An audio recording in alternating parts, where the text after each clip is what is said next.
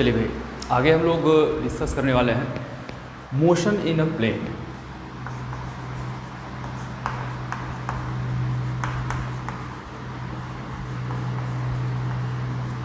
अच्छा, इसी को मोशन इन 2 डायमेंशन बोलते हैं। तो इसमें हम लोग सबसे पहले पढ़ेंगे भाई वेक्टर क्या होता है। ठीक है, सबसे पहले हम लोग यहाँ पे वेक्टर के बारे में पढ़ने वाले हैं। ठीक है, तो जैसे फिजिकल क्वांटिटी की बात कर लेता हूँ मैं। देखिए, जो फिजिकल क्वांटिटी है यहाँ पे इनको 2 पार्ट में हम डिवाइड करेंगे। एक होता है हमारा स्केलर क्वांटिटी, दूसरा होता है वेक्टर क्वांटिटीज।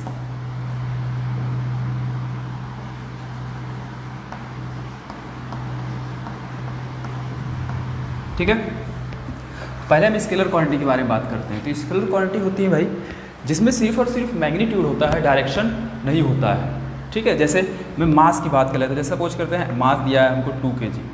ठीक है, तो यहाँ पे इसका जो मास का मैग्नीट्यूड है वो कितना है भाई, 2 है।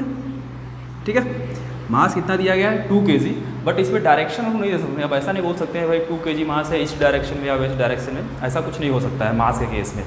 ठीक है, तो ऐसे क्वांटिटीज़ जिसमें सिर्फ और सिर्फ मैग्नीट्यूड हो बट डायरेक्शन ना हो या डायरेक्शन की आपको ज़रूरत ही ना हो, ऐसे क्वांटिटी को बोला जाता है स्केलर क्वांटिटी। ठीक है, तो इस पर ढेर सारे हैं। जैसे मैं कुछ एग्जांपल यहाँ लिख दे रहा हूँ आपको। जैसे मास हो गया, डिस्टेंस हमारा हो गया, डिस्टेंस में भी डायरेक्शन की जरूरत नहीं है। स्पीड हो गया, ठीक है, एरिया हो गया एंड एट्सेट्रा। ढेर सारी चीज़ें ऐसे हैं, फिजिकल क्वांटिटी ऐसी हैं जिसमें डायरेक्शन की ज़रूरत नहीं पड़ती है। तो वो सबके सब जिसमें केवल मैग्नीट्यूड हो, डायरेक्शन ना हो, उसको बोलते हैं स्केलर क्वांटिटी। नेक्स्ट देखते हैं वेक्टर क्वांटिटी। तो भाई वेक्टर क्वांटिटी के बारे में देख लेते हैं।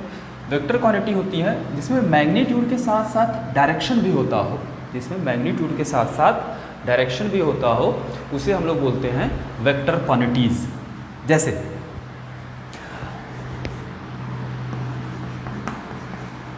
अगर हम लोग वेलोसिटी की बात कर लेते हैं, जैसे कोई बंदा मूव कर रहा है किसी वेलोसिटी, सपोज करते हैं 2 मीटर पर सेकेंड की वेलोसिटी से मूव कर रहा है। ठीक है, तो अगर 2 मीटर पर सेकेंड की वेलोसिटी से अगर मूव कर रहा है तो भाई वो किस डायरेक्शन में गया है। 2 मीटर पर सेकेंड तो ठीक है, उसका मैग्नीट्यूड है 2, हमारा हमको क्या बता रहा है, उसका मैग्नीट्यूड बता रहा है। ठीक है, लेकिन किस डायरेक्शन में गया, ईस्ट डायरेक्शन गया, वेस्ट गया, साउथ गया, नॉर्थ गया, जो भी चीज़ें हैं, तो उसमें हमको डायरेक्शन भी पता होना चाहिए। तो वेक्टर क्वांटिटी ऐसी होती है जिसमें मैग्नीट्यूड के साथ साथ डायरेक्शन भी हो, उसको हम लोग बोलते हैं वेक्टर क्वांटिटी। इसके भी एग्जांपल देख लेते हैं हम लोग। जैसे वेलोसिटी हो गया, डिस्प्लेसमेंट हो गया, ठीक है, फोर्स हो गया हमारा, एटसेट्रा। ऐसी भी ढेर सारी फिजिकल क्वांटिटी ऐसी है जो कि वेक्टर क्वांटिटी होती है। ठीक है, तो स्केलर वेक्टर समझ गए होंगे आप। ये छोटी छोटी बातें हैं, आगे हम लोग और अच्छे से इसको डिस्कस करेंगे वेक्टर को, लेकिन ये थोड़ा सा पार्ट स्केलर है और ये वेक्टर का हमने थोड़ा पार्ट देखा है। तो स्केलर तो वहीं पे ख़त्म होता है जिसमें केवल क्या होता है भाई, मैग्नीट्यूड होता है, डायरेक्शन नहीं होता है। वेक्टर क्या होता है, जिसमें डायरेक्शन भी हो और मैग्नीट्यूड दोनों, उसको हम लोग बोलेंगे वेक्टर क्वांटिटी। तो वेक्टर को हम लोग और डिटेल में पढ़ते हैं। अगर डायरेक्शन की बात करें तो किस तरीके से रिप्रेजेंट करना है, ठीक है, कैसे डायरेक्शन निकालना है। ठीक है, तो वेक्टर में हम लोग वो सारी चीज़ डिस्कस करेंगे। तो यहाँ पे इस पोर्शन में हम लोग केवल वेक्टर के बारे में डिस्कस करने वाले हैं। ठीक है, अब स्केलर को अगर जैसे मान लेते हैं अगर जोड़ना है या फिर घटाना है, ठीक है, तो सिंपली जैसे मास हमको दिया है, एक दिया है भाई 2 kg, एक दिया है 4 kg, इनको ऐड करना है, ऐड कर लेंगे भाई 6 kg आ गया। ठीक है, लेकिन वेक्टर के केस में ऐसा नहीं होगा। वेक्टर केस में डायरेक्शन भी दिया होता है, इस वजह से उसको जोड़ने के लिए या ऐड करने के लिए उसका वेक्टर रूल होता है, उस तरीके से हम लोग करेंगे। तो वेक्टर का जो भी सारा प्रोसेस होगा वो अलग होगा। स्केलर में जैसे आप एडिशन करते हैं, सब्ट्रैक्शन करते हैं, मल्टीप्लिकेशन करते हैं, डिवीजन करते हैं, वो सब कुछ इसमें होगा जैसे आप करते आए हैं पहले। लेकिन वेक्टर के केस में ऐसा नहीं होना है। वेक्टर के केस में कुछ अलग अलग चीज़ें होनी है। तो हम लोग देखेंगे क्या होगा, कैसे एडिशन करेंगे, सब्ट्रैक्शन कैसे करेंगे, मल्टीप्लिकेशन किस तरीके से किया जाएगा वेक्टर का। तो अब यहाँ पे हम लोग वेक्टर के बारे में पढ़ने वाले हैं। भाई वेक्टर क्या होगा, कैसे इसका एडिशन होगा, सब्ट्रैक्शन होगा। तो सबसे पहले हम लोग यहाँ डिस्कस करेंगे पहले वेक्टर को रिप्रेजेंट कैसे करेंगे, किसी वेक्टर को। जैसे इसमें डायरेक्शन हमको दिखाना है वेक्टर में, तो किस तरीके से पहले उसको रिप्रेजेंट किया जाएगा। तो पहले तो पढ़ेंगे हम लोग रिप्रेजेंटेशन ऑफ वेक्टर। देखिए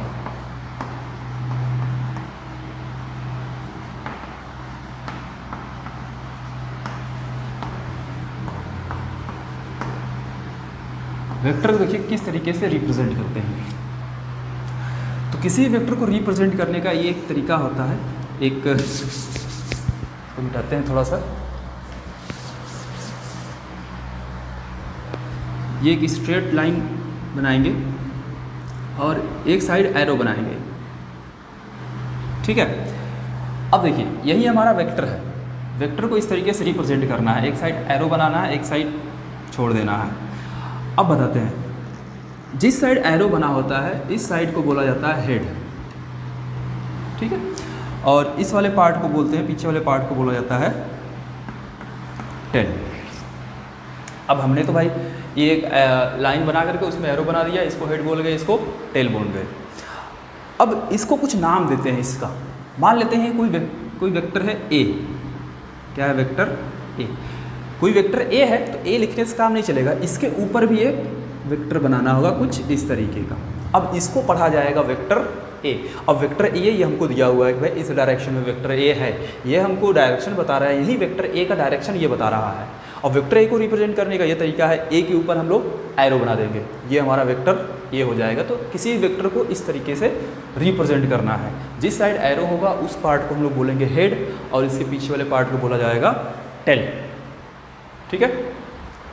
अब यहाँ पे हम लोग रिप्रेजेंटेशन हो गया, तो आगे हम लोग पढ़ने वाले हैं कि भाई वेक्टर को किस तरीके से ऐड करना है या सब्ट्रैक्ट करना है या किस तरीके से मल्टीप्लिकेशन करना है, ठीक है। तो आगे देखिए एडिशन ऑफ वेक्टर।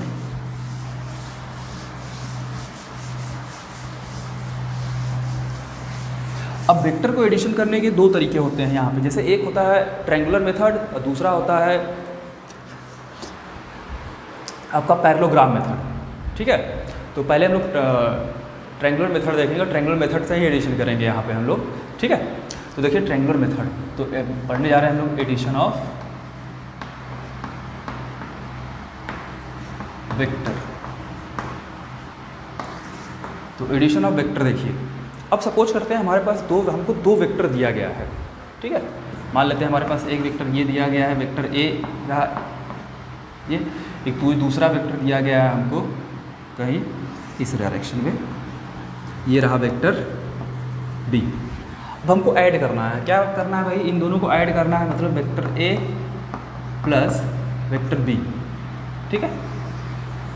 ये बताना है, वेक्टर ए हमको दे दिया है, वेक्टर बी हमको दे दिया है, तो आपको बताना है ए प्लस बी का डायरेक्शन किधर होगा। वेक्टर ए का डायरेक्शन दिया है, वेक्टर बी का डायरेक्शन दिया है, हमको बताना है कि vector A plus vector B का डायरेक्शन किधर होगा, ठीक है। अब देखिए, अब हमको एडिशन करना है, तो किस तरीके से हम लोग एडिशन करेंगे।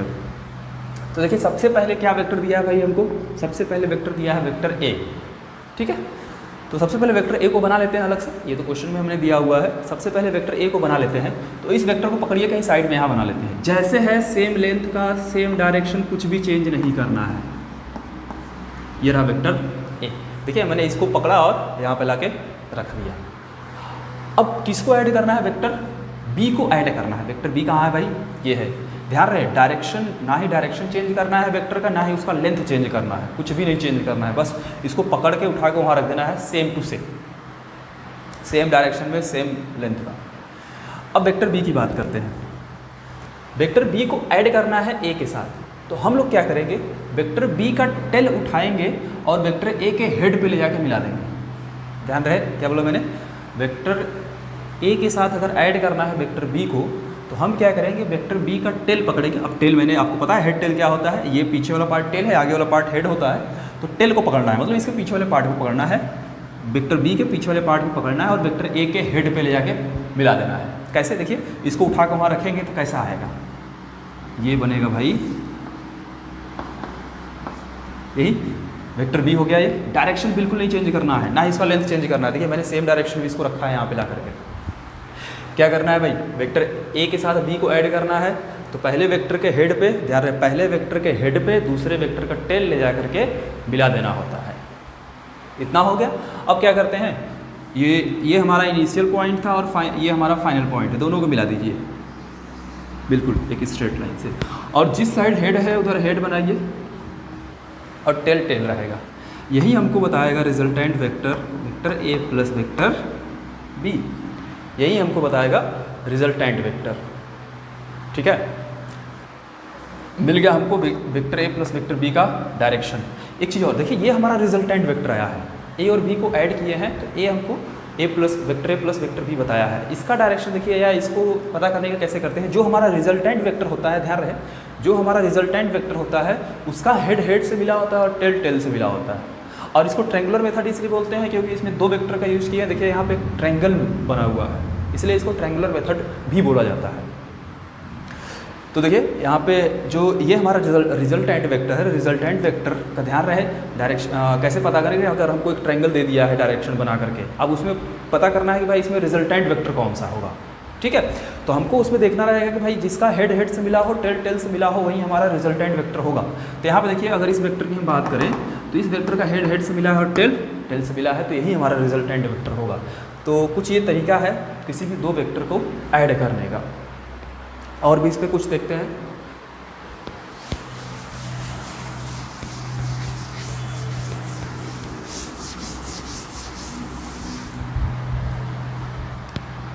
चलिए भाई, मान लेते हैं ये रहा वेक्टर ए, ये रहा वेक्टर बी। हमको बनाना है resultant vector R is equal to vector A plus vector B. ठीक है, तो देखिए फिर से क्या करना है, वेक्टर ए के साथ वेक्टर बी को ऐड करना है मुझे। तो वेक्टर ए को अगर वेक्टर बी के साथ ऐड करना है तो सबसे पहला वेक्टर क्या है, ए। तो पहला वेक्टर जो है इसको यहाँ पे ड्रॉ कर लेते हैं, ये रहा वेक्टर ए। और किसको ऐड करना है, वेक्टर बी को ऐड करना है। तो वेक्टर बी को उठाइए, इसके टेल को उठाइए और वेक्टर ए के हेड से ले जाके मिला दीजिए। तो इसको उठाए और यहाँ पे ला करके कुछ इस तरीके से ड्रॉ कर दिए इसको, ये हो गया वेक्टर बी। ठीक है, अब क्या करना है, इन दोनों को मिला देना है और हेड को हेड से मिला देना है। और यही हमको बताएगा resultant vector R is equal to vector A plus vector B. तो इस तरीके से यहाँ से हमको रिजल्टेंट वेक्टर मिल जाएगा। आगे और देखते हैं कुछ।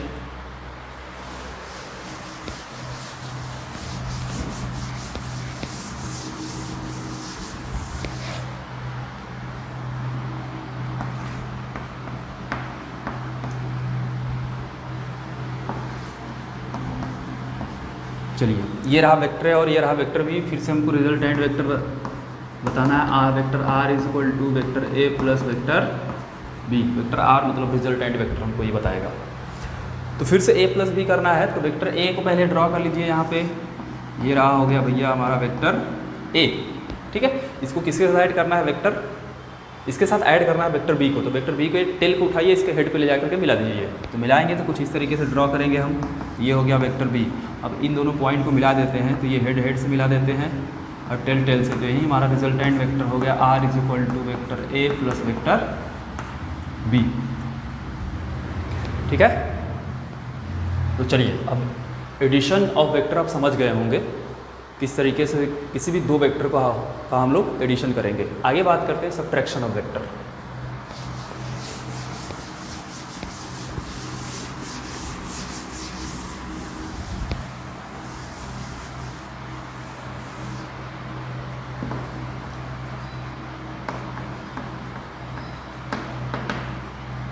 ठीक है, सब्ट्रैक्शन ऑफ वेक्टर।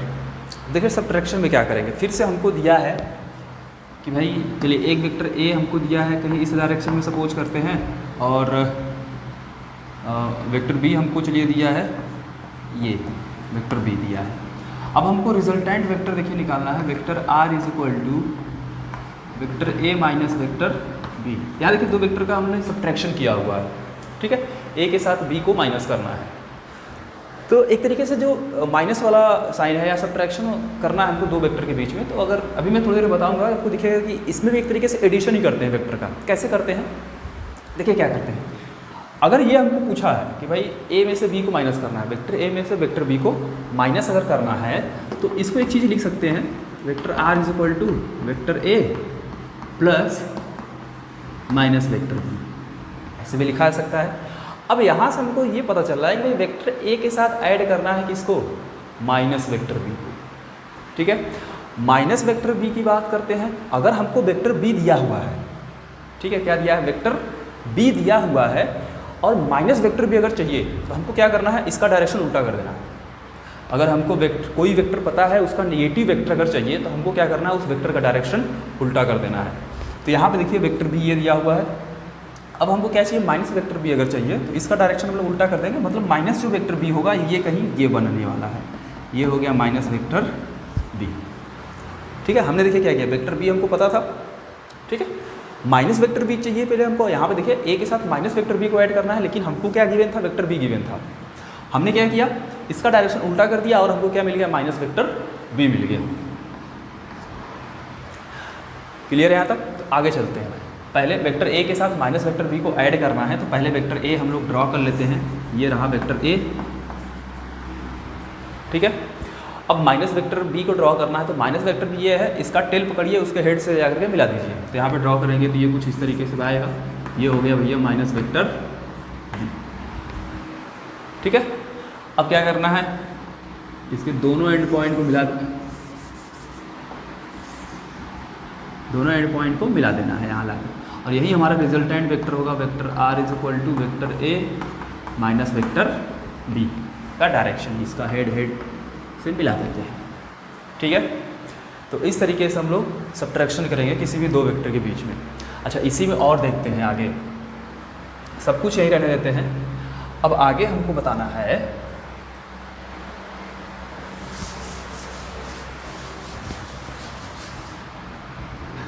चलिए आगे हमको ड्रॉ करना है vector R is equal to minus vector A plus vector B. ठीक है, माइनस ए प्लस बी, मतलब माइनस ए में किसको ऐड करना है, वेक्टर बी को ऐड करना है। तो देखिए अब हमको ए के पहले माइनस लग गया। ठीक है, तो जो वेक्टर ए है उसका डायरेक्शन क्या करेंगे, उल्टा कर देंगे। तो ये हो गया हमारा माइनस वेक्टर ए भैया। ठीक है, माइनस वेक्टर ए मिल गया, इसके साथ किसको ऐड कर रहे हैं, वेक्टर बी को ऐड कर रहे हैं। तो ड्रॉ करते हैं, तो पहले माइनस वेक्टर ए बनाते हैं। ये हो गया माइनस वेक्टर ए। ठीक है, इसका हेड यहाँ पे आ गया है। अब किसको ऐड कर रहे हैं, वेक्टर बी को ऐड कर रहे हैं। तो वेक्टर बी अब देखिए ये वाला हमारा है। ठीक है, वेक्टर बी का टेल उठाइए, वहाँ पे ड्रॉ कर दीजिए इसके हेड पे। ये हो गया वेक्टर बी, और इन दोनों पॉइंट को हम मिला देते हैं, हेड से मिला देते हैं, टेल से मिला रहेगा। यही हमको रिजल्टेंट वेक्टर बताएगा, R is equal to minus A plus B. ठीक है, क्लियर है, समझ में आ रहा है? गुड।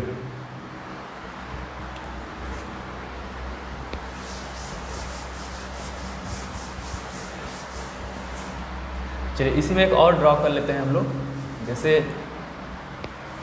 अगर भाई हमसे बोले कि भाई माइनस ए माइनस वेक्टर बी ड्रॉ करना है, माइनस वेक्टर है, माइनस वेक्टर बी को ड्रॉ करना है, तो देखिए क्या करना है, दोनों वेक्टर के पहले माइनस आ गया है। तो सबसे पहले हम लोग माइनस वेक्टर ए बनाएंगे। तो माइनस वेक्टर ए में कौन सा है, ये वाला है, इसको बना लीजिए।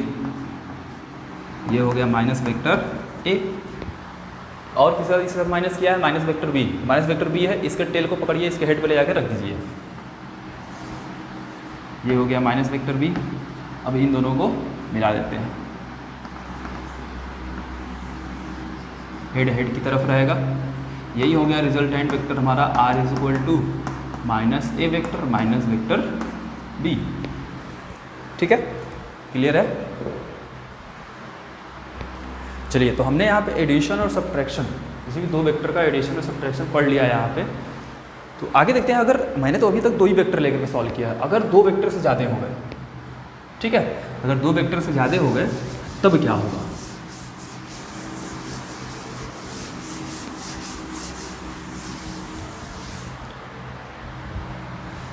देखिए भाई, जैसे एक वेक्टर चलिए मान लेते हैं, कहीं हमको वेक्टर ए दिया है, ये वेक्टर बी कहीं हमको ये दे दिया है, और वेक्टर सी हमको कहीं ये दे दिया है, इस तरीके से। अब हमको पूछ रहा है कि बनाइए resultant vector R is equal to vector A plus vector B plus vector C. ठीक है, अब यहाँ पे 3 वेक्टर का एडिशन कर रहे हैं हम लोग, vector A, vector B, vector C. अब फिर से पहले वेक्टर से चलते हैं। सबसे पहले वेक्टर को ड्रॉ कर लेते हैं कहीं पे। चलिए ये हमारा पहला वेक्टर ड्रॉ हो गया। ए के साथ किसको ऐड किए हैं? बी को, तो बी का टेल पकड़िए, ए के हेड पे ले जाकर रखिए। ये हो गया वेक्टर बी भाई। अब बी के साथ किसको ऐड कर रहे हैं? सी को ऐड किया है, तो वेक्टर सी का टेल पकड़िए, इसके हेड पे रखिए। ये हो गया वेक्टर सी। ठीक है, अब क्या करना है? इन दोनों को मिला देते हैं, तो यही हमारा रिजल्टेंट वेक्टर हो जाएगा। R is equal to vector A plus vector B plus vector C. तो इस तरीके से हमको यहाँ पे रिजल्टेंट वेक्टर मिल जाएगा। किस, अब यहाँ पे हमने 3 वेक्टर का पढ़ा है, ऐसे ही 4 वेक्टर आ जाए, 5 वेक्टर आ जाए, 6 वेक्टर, कितने वेक्टर आ जाए, आप इसी तरीके से ऐड करते हुए चले जाएंगे। ठीक है,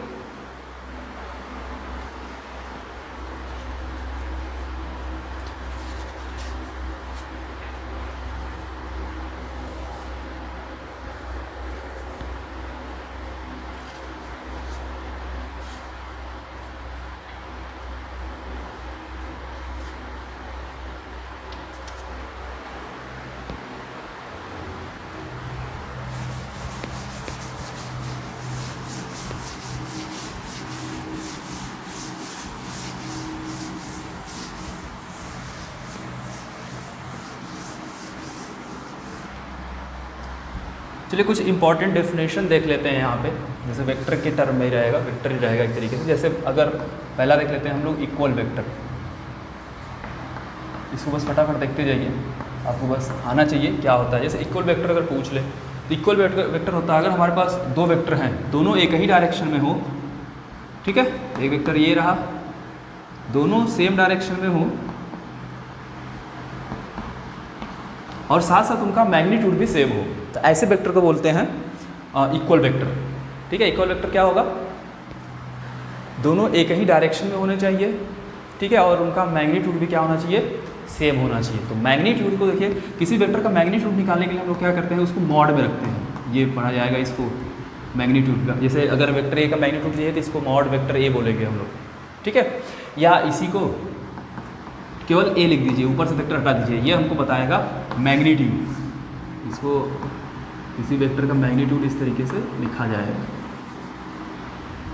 या तो उस वेक्टर को मॉड में रखिए, वो हमको मैग्नीट्यूड बताएगा, या फिर ऊपर से वेक्टर हटा दीजिए, वो हमको मैग्नीट्यूड बताएगा उस वेक्टर का। ठीक है, तो अगर इक्वल वेक्टर की बात की है, अगर 2 वेक्टर हमारे पास है, कम से कम 2 ही वेक्टर लेके चलेंगे, 2 से ज़्यादा भी हो सकते हैं। अगर हमारे पास 2 वेक्टर हैं, दोनों एक ही डायरेक्शन में हो, बट उनका मैग्नीट्यूड या सपोज करते हैं इनका लेंथ कुछ होगा, दोनों का लेंथ भी क्या हो? सेम हो, तो ऐसे वेक्टर को हम लोग बोलेंगे इक्वल वेक्टर। दूसरा आता है नेगेटिव वेक्टर।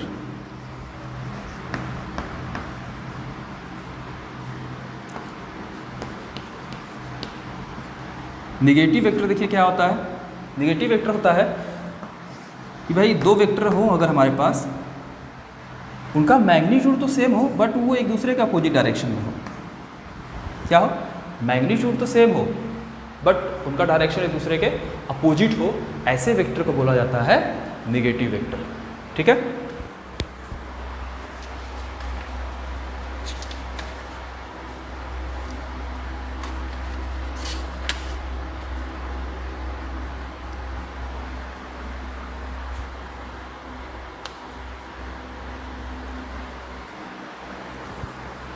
चलिए आगे देख लेते हैं।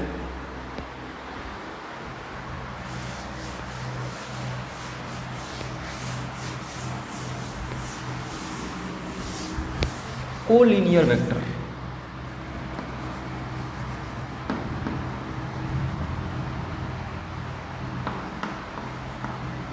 देखिए कोलिनियर वेक्टर क्या होगा?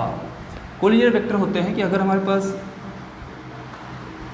2 वेक्टर या 3 वेक्टर जितने भी हैं, वो सबके सब एक ही डायरेक्शन में होने चाहिए या फिर एक ही लाइन के लॉन्ग होने चाहिए, एक ही डायरेक्शन में होने चाहिए, बट उनका मैग्नीट्यूड जरूरी नहीं है कि सेम हो या सेम नहीं भी हो सकता है। ठीक है, इक्वल या अनइक्वल मैग्नीट्यूड हो सकता है, बट उनका जो डायरेक्शन है वो एक ही तरफ होने चाहिए, तो ऐसे वेक्टर को बोला जाता है कोलिनियर वेक्टर। ठीक है, एक और आता है इंपॉर्टेंट भाई, यूनिट वेक्टर। आपको इसी वेक्टर का ज़्यादा यूज होगा, यूनिट वेक्टर का हम लोग ज़्यादा यूज़ करेंगे। यूनिट वेक्टर समझिए, नाम से पता चल रहा होगा यूनिट वेक्टर का। यूनिट वेक्टर क्या होता है? जिसका मैग्नीट्यूड 1 हो या फिर यूनिटी हो, ठीक है, जिसका मैग्नीट्यूड 1 हो ऐसे वेक्टर को बोला जाता है यूनिट वेक्टर। मैं लिख दे रहा हूँ मैं, vector whose magnitude is unity, ठीक है। ऐसा वेक्टर जिसका मैग्नीट्यूड 1 हो ऐसे वेक्टर को बोलते हैं यूनिट वेक्टर। तो यूनिट वेक्टर देखिए, सपोज करते हैं हमारे पास एक वेक्टर दिया हुआ है ए इस तरीके से, ठीक है। तो यूनिट वेक्टर को किस तरीके से रिप्रेजेंट करते हैं? तो यूनिट वेक्टर को रिप्रेजेंट करने का तरीका है, इसको एक कैप से दिखाया जाता है। इसको पढ़ा जाएगा, किसी भी वेक्टर के ऊपर अगर कैप लगा है इसको हम लोग पढ़ेंगे यूनिट वेक्टर, इसको पढ़ा जाएगा ए कैप, ठीक है। ऐसे बी होता बी कैप पढ़ते, सी होता सी कैप पढ़ते, तो अगर कैप लगा है तो ऐसे वेक्टर बोलते हैं यूनिट वेक्टर, जिसका मैग्नीट्यूड कितना होता है? 1 होता है। तो इसका एक फार्मूला होता है, unit vector is equal to vector A upon mod vector ए।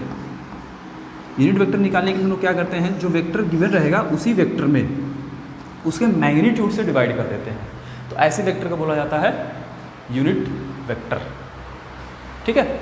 अब इसका मैग्नीट्यूड कैसे निकालना है वेक्टर का, वो हम लोग आगे भी डिस्कस करेंगे।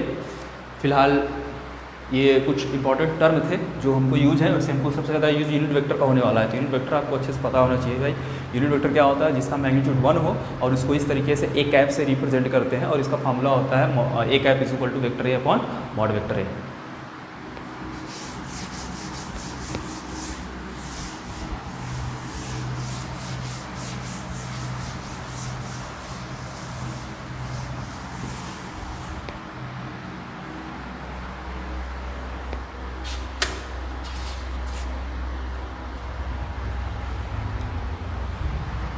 चलिए आगे बढ़ते हैं, देखते हैं भैया ये parallelogram law of vector addition.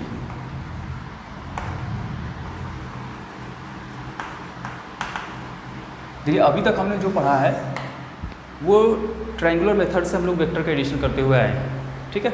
आगे बढ़ेंगे, पैरेललोग्राम मेथड क्या होता है, पैरेललोग्राम लॉ। यहाँ से एक फार्मूले को हम लोग, जैसे अभी तक हमने जो वेक्टर रिजल्टेंट वेक्टर पढ़ते आए हैं उसका मैग्नीट्यूड यहाँ से निकालना सीखेंगे, किस तरीके से मैग्नीट्यूड निकालेंगे और उसका मैग्नीट्यूड कितना होगा अगर आएगा, तो वो सारा कुछ डिस्कस करने वाले हैं। तो देखिए ट्रायंगुलर मेथड में क्या था, ट्रायंगुलर लॉ में क्या था कि हम लोग दो वेक्टर थे तो उसका एडिशन करते थे, तो उसके एक वेक्टर के हेड पे दूसरे वेक्टर का टेल ला करके मिलाते थे।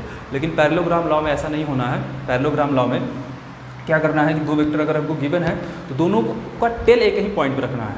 दो वेक्टर अगर हमको गिवन है तो दोनों का टेल एक ही पॉइंट पे रखना है आपको। तो देखिए सपोज करते हैं भाई, एक वेक्टर ए हमको इस डायरेक्शन दे दिया है, ये रहा वेक्टर ए, और एक वेक्टर बी हमको इस डायरेक्शन में दे दिया है। देखिए इस यहाँ पे क्या है, दोनों का जो टेल है एक ही पॉइंट में मिलाए हैं। अब यहाँ से पैरेललोग्राम लॉ क्यों बोलते हैं इसको, देखिए पैरेललोग्राम कैसे बनता है। हम क्या करते हैं, कुछ कंस्ट्रक्शन का काम करते हैं।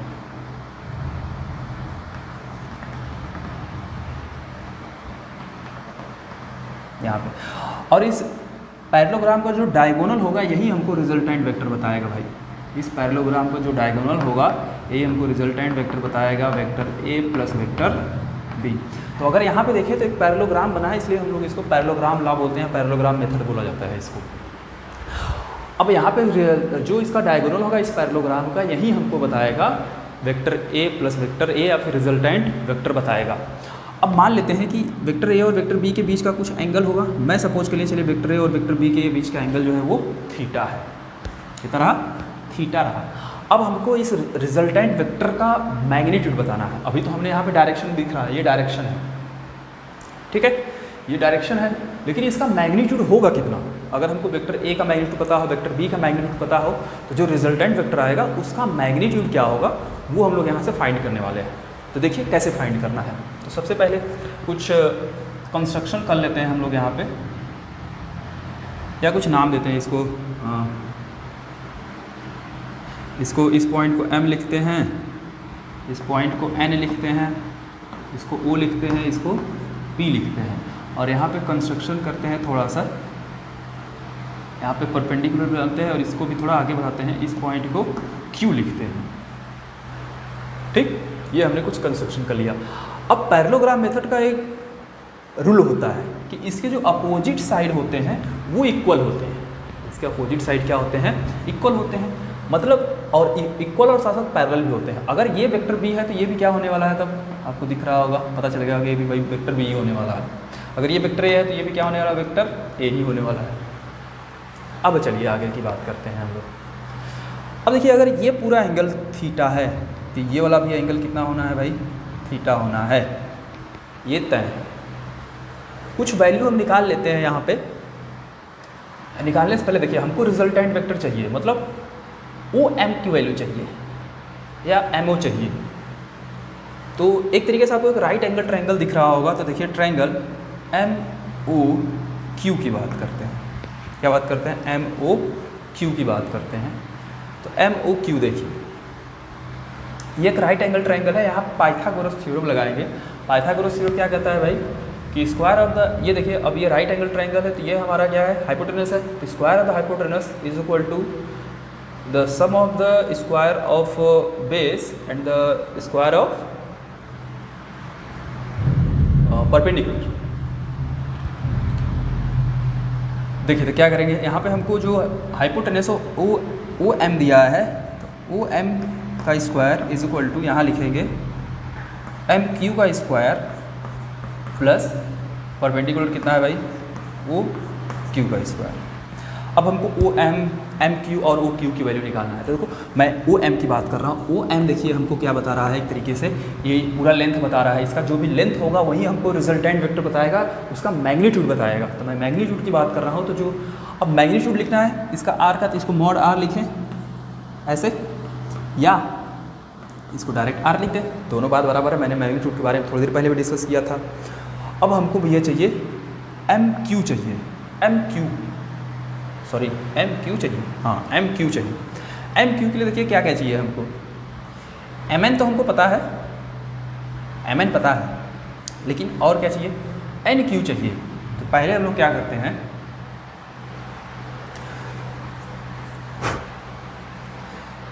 ये वाला एन क्यू की वैल्यू निकाल लेते हैं यहाँ पे। तो पहले एन क्यू देखिए क्या होगा, एन क्यू की वैल्यू निकालने चल रहे हैं। देखिए ओ एन हमको पता है, ओ एन पता है और ये चाहिए। तो अगर हम यहाँ पे एन क्यू चाहिए तो हम कॉस थीटा अगर लाए तो cos theta is equal to लिख सकते हैं बेस अपॉन हाइपोटेनस। तो बेस इज इक्वल टू क्या होगा? O N into cos theta. तो N Q is equal to मैं लिखने जा रहा हूँ, देखिए ओ एन कॉस थीटा। अब ओ एन देखिए किसके बराबर है यहाँ पे? O N. अब हम लोग केवल मैग्नीट्यूड लेना है यहाँ पे, तो मॉड बी लिखेंगे या इसको केवल बी लिखेंगे। तो एन क्यू को लिख सकता हूँ मैं बी कॉस थीटा। ठीक है, एन क्यू क्या हो गया? बी कॉस थीटा हो गया। ऐसे एम एन क्या होगा? ये मॉड वेक्टर ए लिखेंगे या इसको डायरेक्ट ए लिख दे रहे हैं। अब सब कुछ मैग्नीट्यूड के टर्म में लिख रहे हैं। और हमको क्या चाहिए भाई? ओ क्यू चाहिए। ओ क्यू की बात कर लेते हैं। सब कुछ यहाँ साइड में लिख लेते हैं पहले हम लोग, फिर उसके बाद सॉल्व करेंगे। ओ क्यू देखिए क्या होगा? अब देखिए इसी ट्रायंगल में देखेंगे हम लोग, ठीक है। यह मैं लिख दे रहा हूँ, ट्रायंगल ओ एन क्यू की बात की है, इसमें देखेंगे। यहाँ पे भी ट्रायंगल ओ एन क्यू में देखेंगे आप, ठीक है। तो ओ क्यू चाहिए, ये परपेंडिकुलर है और ये हाइपोटेनस हमको फिर से पता है। तो साइन थीटा अगर लगाएंगे तो O Q is equal to फिर से हम लोग लिखेंगे वहीं ओ एन साइन थीटा। तो O Q is equal to O N की वैल्यू पता है कितना है भाई? बी है, बी साइन थीटा। ये हमको मिल गया सब कुछ, ओ क्यू भी मिल गया इस फार्मूले में पुट करने के लिए। अच्छा, अब देखिए यहाँ सभी के सभी वैल्यू पुट करेंगे, अभी थोड़ी देर बाद पुट करेंगे। उससे पहले एक चीज़ और लिख लेते हैं यहाँ पे। तो O M square is equal to, देखिए एम क्यू को क्या लिखा जा सकता है? एम क्यू ये पूरा लेंथ है, तो इसको M N plus N Q लिखा जा सकता है। तो इसको मैं लिख रहा हूँ M N plus N Q the whole square plus O Q का होल स्क्वायर, ठीक है। अब ये सारा वैल्यू हमने यहाँ फाइंड कर लिया अलग से, तो सभी के सभी वैल्यू यहाँ पे आप पुट करने वाले हैं हम। जब पुट करेंगे तो देखिए क्या आएगा। ओ एम क्या है? आर के बराबर है, तो R square is equal to क्या लिखेंगे? M N plus N Q का होल स्क्वायर। एम एन कितना है भाई? एम एन हमने फाइंड किया है, ये ए के बराबर है, प्लस एन क्यू कितना है भाई, एन क्यू ये वाला है, ठीक है। तो एन क्यू देखिए तो ये है बी कॉस थीटा के बराबर, ये हो गया whole square, plus O Q देखें तो ये बी साइन थीटा है, ये हो गया बी साइन थीटा का होल स्क्वायर। अब इसको सॉल्व करते हैं तो R square is equal to लिखेंगे, इसको ए प्लस बी को होल फॉर्मूले से ओपन करते हैं तो A square plus B square cos square theta plus 2ab cos theta plus B square sine square theta. तो यहाँ पे बी स्क्वायर कॉस स्क्वायर था, B square sine square theta में देखिए कॉमन बी स्क्वायर है तो कॉमन वहाँ लेंगे तो R square is equal to लिखेंगे ए स्क्वायर प्लस, इन दोनों में बी स्क्वायर कॉमन है बाहर कर लीजिए, ये क्या बचेगा यहाँ sign square theta plus cos square theta plus 2ab cos theta. अब हमको पता है कि sign square theta plus cos square theta की वैल्यू क्या होती है, 1 होती है, ट्रिग्नोमेट्री का एक आइडेंटिटी है, तो इसकी वैल्यू 1 होती है। तो इसको लिखेंगे R square is equal to A square plus B square plus 2ab cos theta. तो यहाँ से r इज इक्वल टू क्या आएगा भाई, under root A square plus B square plus 2ab cos theta. यही हमको मिलेगा, बताएगा रिजल्टेंट वेक्टर का मैग्नीट्यूड। अब देखिए ये तो r का यहाँ से तो हमको ये डायरेक्शन मिल गया है, लेकिन इसका मैग्नीट्यूड होगा कितना, अगर a और b हमको पता है और इनके बीच का a और b के बीच का एंगल पता हो तो जो रिजल्टेंट वेक्टर है उसका मैग्नीट्यूड कितना होगा हम लोग यहाँ से निकालेंगे। तो रिजल्टेंट वेक्टर का मैग्नीट्यूड होता है under root A square plus B square plus 2ab cos theta के बराबर होता है। ठीक है, यहाँ तक इतनी बातें। अब एक चीज़ और, अब डायरेक्शन ऐसे ही बताना है भाई, ये डायरेक्शन हम एरो बना के बता दिए। अब डायरेक्शन के लिए हमको कुछ यहाँ पे जो रिजल्टेंट वेक्टर इसका कुछ डायरेक्शन के लिए हमको कुछ एंगल लेना होगा। तो मैं मान लेता हूँ चलिए ये एंगल रहा अल्फा, किस वेक्टर से, ए वेक्टर से। डायरेक्शन अब बताने के लिए आपको ये एंगल बताना होगा कि भाई वेक्टर ए से इतने एंगल पे रिजल्टेंट वेक्टर का डायरेक्शन होगा। तो हमको ये एंगल हमने सपोज कर लिया कि भाई ये एंगल कितना होगा, अल्फा। अब हमको अल्फा की वैल्यू बतानी है क्या होगी, तो हमने रिजल्टेंट वेक्टर पढ़ लिया, रिजल्टेंट वेक्टर का मैग्नीट्यूड कैसे फाइंड करना है ये यहाँ पे हमने सीख लिया है और उसका फॉर्मूला भी आपको पता चल गया है। तो इसको हटाते हैं, अब डायरेक्शन की बात करते हैं। रिजल्टेंट वेक्टर का डायरेक्शन देखिए कैसे निकालना है आपको।